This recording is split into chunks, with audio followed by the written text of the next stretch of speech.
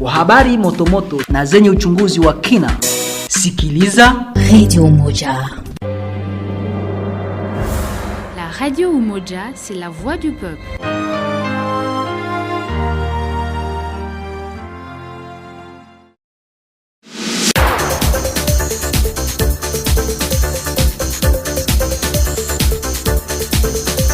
Mesdames et messieurs, merci pour votre fidélité à votre radio de prédilection. Bienvenue dans cette édition du journal. À la présentation, je suis Farah Moulumba Famoré. D'abord, les grandes lignes. Les infirmiers de la zone de santé de Nundu, territoire de Fizi, en province de Sud Kivu, confrontés aux défis énormes dans l'exercice de leur profession et disent avoir un profond regret de l'abandon du soutien gouvernemental. Dans cette édition également, le Front commun pour le Congo FCC en sigle a exprimé samedi 3 mai sa profonde indignation suite à l'annonce par le ministre de la Justice d'une injonction adressée à la justice militaire pour engager des poursuites judiciaires contre son autorité morale Joseph Kabila Kabange. D'autres actualités sont dans cette édition du journal. Mesdames et messieurs, restez branchés sur 96.0 FM. A très bientôt, je reviens avec les détails.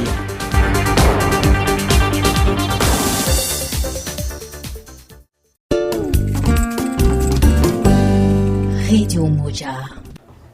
Bien, débutons cette édition du journal et avec l'actualité de la ville de Baraka. Le renforcement de l'unité et de la cohésion sociale à travers la prévention et la lutte contre les messages de haine et la désinformation, c'est le thème local développé par les réseaux des journalistes de Fizi et Baraka Rejfi à l'occasion de la journée mondiale de la liberté de la presse qui a lié tous les 3 mai. Jonas Seba Mkabela, coordinateur du réseau des journalistes de Fizi et Baraka, montre ici les raisons du choix de cet homme. Au niveau du REGEFI, nous avons pensé qu'il est opportun de parler sur la lutte contre les messages de haine et la désinformation dans la zone où nous œuvrons, parce que c'est vraiment un constat qui est amer. Vous savez que les gens, ces derniers temps, se penchent beaucoup plus sur les réseaux sociaux et ramassent, publient, écrivent des informations qui n'ont pas de source, qu'il faut à ce que la haine se propage, alors que nous devons consolider l'unité et la cohésion sociale à travers la prévention et la lutte contre le message de haine et la désinformation. Et si nos médias ne travaillent pas pour lutter contre ces systèmes-là, nous n'arriverons pas à développer cet espace. Et c'est la raison pour laquelle on a fait appel à différents invités qui sont venus s'associer au REGEFI et ensemble avec eux, nous avons réfléchi, nous avons pris des dispositions, même des engagements, des conclusions, des recommandations à ce que nous puissions sauver la situation, car trop c'est trop. Si nous nous penchons beaucoup aux réseaux sociaux, nous n'arriverons pas à sauver ces territoires de Fizi et la ville de Baraka et même la partie Itombwe.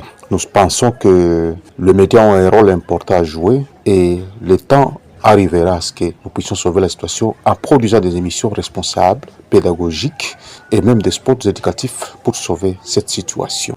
Dans le secteur de Tanganyika, les infirmiers de la zone de santé de Nundu, territoire de Fizi en province du Sud Kivu, confrontés aux défis énormes dans l'exercice de leur profession et disent avoir un profond regret de l'abandon du soutien gouvernemental.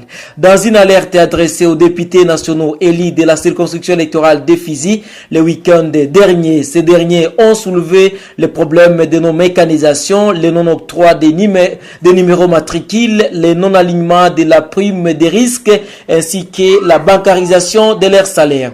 Georges Moulumbiloua Genovic, secrétaire de l'Union nationale des infirmières et infirmiers du Congo dans la zone de santé de Nundu, s'est entretenu avec votre radio sur ces problèmes. Des infirmiers et infirmières de la zone de santé de Nundu, nous sommes confrontés à des défis majeurs qui entravent notre capacité à servir notre communauté. Primo, la non-mécanisation persistante des infirmiers. Malgré notre engagement constant et notre présence continue auprès des patients, nombre d'entre nous entendent toujours la reconnaissance et la sécurité qu'apporte la mécanisation. Cette situation de précarité est inacceptable, messieurs les journalistes, et démotive ceux qui sont en première ligne des soins.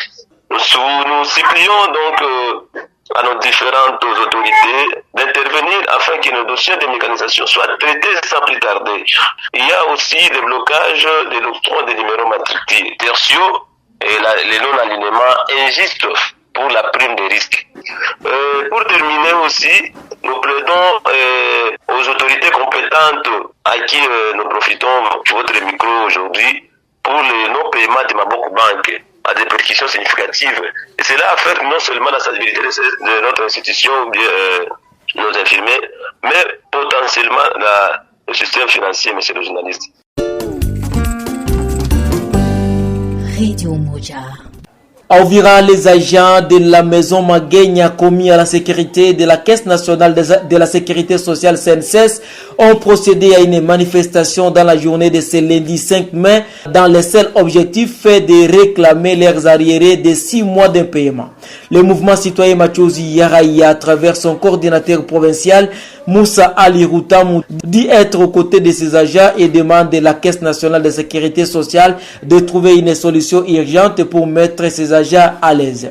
Nos mouvements citoyens Machozi Yaraïa, nous tenons à ce jour à alerter l'opinion locale et nationale sur une situation préoccupante pour certains agents de l'ordre ou bien de sécurité. Les agents justement de sécurité de l'entreprise Magenya Protection Gardiennage affectés à la Caisse nationale de sécurité sociale en sigle CNSS viennent d'atteindre 6 mois d'arriérés de salaire, une situation qui affecte considérablement leur quotidien, déjà fragilisé par l'insécurité et ses impacts négatifs que nul n'ignore aujourd'hui dans la ville d'Uvira. Entre les frais de logement, les provisions alimentaires et la scolarisation de leurs enfants, ces agents font face à de grandes difficultés financières pour assurer leurs différentes charges familiales, bien aussi autres besoins essentiels. Plusieurs plaidoyers internes sont restés sans suite, nous ont rapporté ces agents. Ce lundi 5 mai, ils ont donc décidé d'organiser un sit-in devant leur bureau situé dans les quartiers qui mangent sur l'avenue du Stade. Nous, Machozi Yaraïa, nous nous joignons à cette revendication légale et légitime des agents de sécurité en exigeant que leur employé, qui est la CNSS, de remplir ses obligations envers ses employés. Nous, Machozi Yaraïa, de même, nous appelons le directeur de cette institution à prendre des mesures immédiates afin de réguler cette situation déjà préoccupante pour ces agents de sécurité. Une institution comme la CNSS mérite une meilleure sécurité et cette sécurité sera efficace et efficiente une fois que ces agents de sécurité seront bien rémunérés dans les temps et dans les besoins possibles. Dans la même partie, l'intersyndicale des enseignants de la province de Sud Kivu annonce procéder dès la semaine prochaine par des actions syndicales au bureau de la Caritas pour exiger le paiement des enseignants qui comptent à ce jour 3 mois d'arriérés. Dans une correspondance adressée au coordinateur de la Caritas le 2 mai 2025, l'intersyndicale du Sud Kivu indiquait la Caritas doit sans condition dans un bref délai payer les salaires de 3 mois, le prime des gratuité des enseignants, les frais de fonctionnement des écoles ainsi que les bureaux gestionnaires d'Uvira et Fizi au plus tard jeudi 8 mai 2025 à 14h. Sans respect de ceci, les actions syndicales seront entamées au bureau de la Caritas, fait savoir la lettre de l'intersyndicale. Radio Moja. Direction à Butembo, des concessions à reboisement dans la commune de Boulenguera, ville de Butembo, dans la province du Nord Kivu, constitue une source de l'insécurité en devenir si les précautions ne sont pas prises par les autorités. C'est ce que prévient la société civile de la commune de Boulenguera.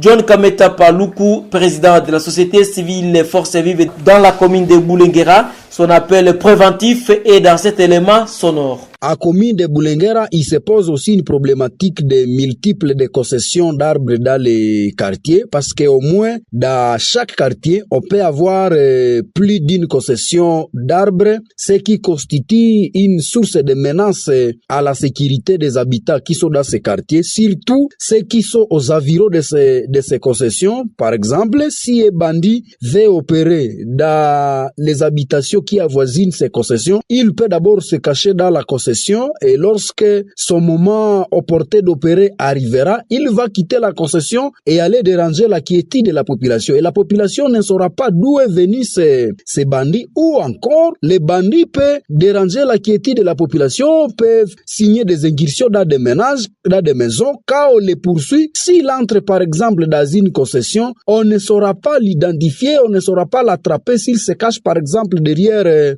un arbre. Et donc c'est là, c'est le premier problème problème. Deuxième problème lié à ces concessions, c'est lorsque un arbre peut tomber si, par exemple, une habitation, et donc la société civile rappelle les autorités leurs responsabilités et demande à ces autorités d'agir pour protéger la population, parce que on ne doit pas se sentir à l'aise en train de résoudre des problèmes, alors qu'il y avait la possibilité de prévenir ces conflits, chers journalistes. Et pour mettre fin à cette édition du journal, le Front commun pour le Congo FCC a exprimé samedi 3 mai sa profonde indignation suite à l'annonce par le ministre de la Justice d'une injonction adressée à la justice militaire pour engager des poursuites contre son autorité morale Joseph Kabila Kabange, l'ex-président de la République démocratique du Congo et le sénateur à vie. À travers son communiqué, le Front commun pour le Congo rejette ce qu'il qualifie de énième tentative de violation de la Constitution et des lois du pays par le pouvoir dictatorial de Kinshasa.